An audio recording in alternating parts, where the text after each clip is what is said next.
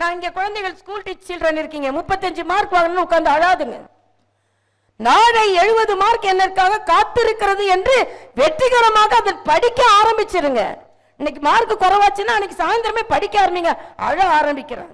தேம்பி அழும் குழந்தை நொண்டி என்று பாரதி சொன்னார். நொண்டின்ற வார்த்தையை பயன்படுத்த மன்னிக்கணும், ஏன்னா பாரதி சொல்றார் மாற்றுத்திறனாளி யாருன்னா தேம்பி அழுறவங்க தான்.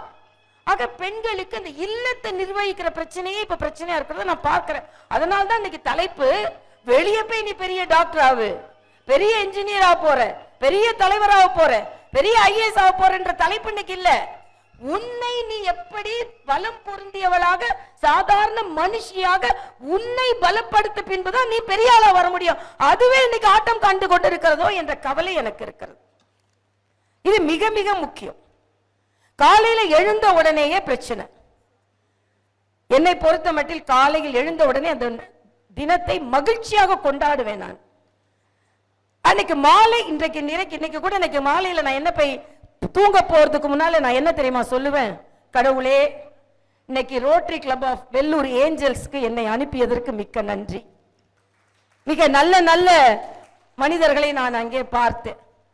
அதே மாதிரி இப்போ இங்கே ஜெயின் சாமி ஒருத்தரை பார்க்க போறேன். ஆக அவரை இன்னைக்கு பார்த்து ஆசீர்வாதம் செய்ய வைத்ததற்கு நன்றி. ஓய்வில்லாமல் உழைக்க வைத்ததற்கு நன்றி. சோர்வு இல்லாமல் வெள்ளூருக்கு செல்ல வைத்ததற்கு நன்றி. சோர்வு இருந்தாலும் ஏஞ்சல்ஸை பார்த்தவுடன் சோர்வை எல்லாம் நீக்கியதற்கு நன்றி.